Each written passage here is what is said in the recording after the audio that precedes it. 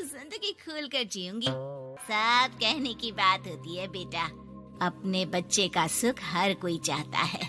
वक्त बीतता है और मेधा की शादी हो जाती है।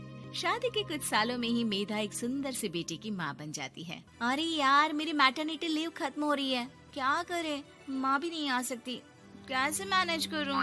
ऐसा करते हैं, इसके लिए एक केयर टेकर रख लेते हैं, वो देखा करेगी इसे। मेधा को पति की बात जंच जाती है और वो केयर टेकर की तलाश शुरू कर देती है। एक दिन उन लोगों के घर एक महिला आती है जो दिखने में पढ़ी लिखी लगती है।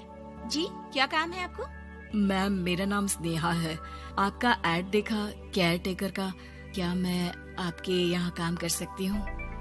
हाँ, क्यों नहीं, लेकिन आप तो अच्छे घर की लगती हैं, फिर नौकरी क्यों?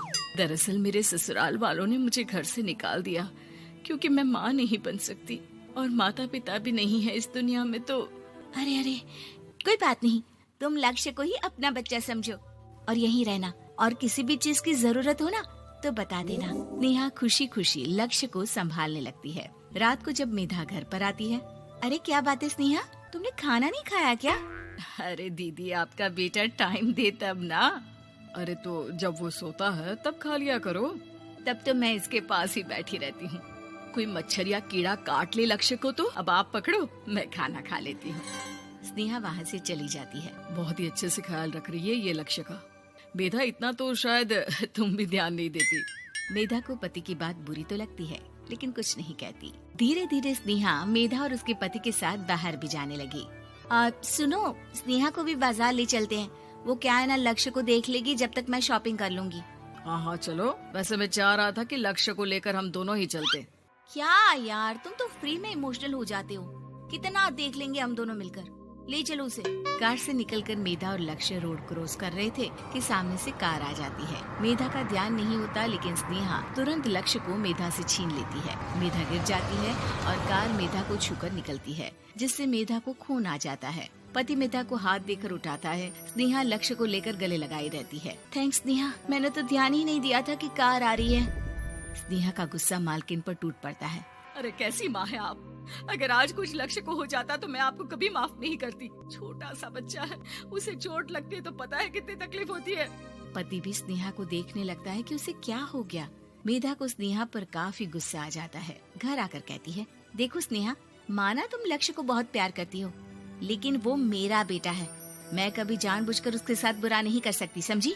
मुझे माफ कर दीजिए, मैं लक्ष्य को लेकर कुछ ज्यादा ही सेंसिटिव हो चुकी हूँ।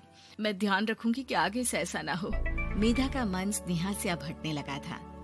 एक शाम मेधा ऑफिस से घर आती है कि लक्ष्य उसे दिखाई नहीं देता और ना ही स्नेहा। वो स्नेहा के कमरे में जाती है जहाँ दोनों सो रहे होते हैं। अरे स्नेहा, लक्ष्य को आज इस कमरे में क्यों सुला दिया? दीदी, मुझे नींद आ रही थी, ऐसे में उसे कमरे में अकेले लिटाना मुझे ठीक नहीं लगा। मेधा बच्चा उठाने लगती है कि स्नेहा टोक देती है। रहने दीजिए ना दीदी, सो रहा है, फालतू में नींद खराब हो जाएगी। मेधा को गुस्सा आ जाता है और वो बच्चा उठाकर वहाँ से चली जाती है। अगले दिन मेधा स्नेहा को बुलाती है, साथ में एक और लड़की खड़ी होती है।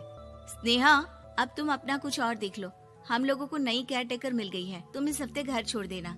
स्नेहा का मन लक्ष्य को छोड़ने का नहीं करता, लेकिन नौकरी तो नौकरी होती है ना। स्नेहा घर से चली जाती है। धीरे धीरे महीने और साल बीतते जाते हैं और लक्ष्य एक नौजवान लड़का हो जाता है। लक्ष्य, आज मुझे मंदिर जाना है, ले चलोगे? ठीक है माँ, एक काम करके अभी वापस आता हूँ, तब तक आप और पापा दोनों तैयार हो जाइए। दोनों तैयार होकर बैठ जाते हैं लेकिन लक्ष्य काफी देर तक नहीं आता।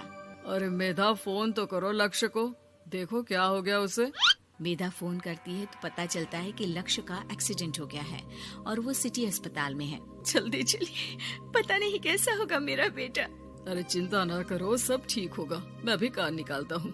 दोनों मियाँ बीवी अस्पताल पहुँचते हैं जहाँ वो लोग देखते हैं कि लक्ष्य बिस्तर पर पड़ा होता है। एक महिला इन्हें यहाँ लेकर आई है, वो वहाँ बैठी है, लेकिन फिलहाल तो आप लोगों को इनके लिए किडनी का प्रबंध करना होगा। एक्सीडेंट में इसकी किडनी डैमेज हो गई है। मेरी ले लीजिए डॉक्टर साहब, मेरे बेटे को बचा लीजिए। नहीं नहीं, आप माँ हैं, आपकी नहीं ले सकते, पिता की भी नहीं।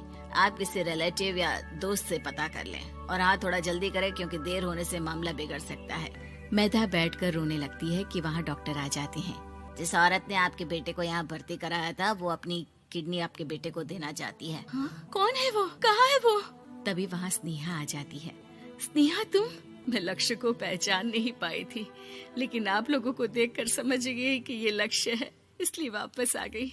मैं अपनी किडनी आपके बेटे को देना चाहती हूँ। मेरी अपनी तो कोई औलाद नहीं, लेकिन लक्ष्य में मैंने हमेशा अपना बच्चा देखा। तुम धन्य हो स्नेहा, जो इतने साल में भी लक्ष्य को भूल नहीं पाई। सही मामले में तो वो तुम्हारा ही बच्चा होगा, क्योंकि जन्म भले ही मैंने दिया हो, लेकिन आज तुम उसकी जिंदगी बचा रही हो।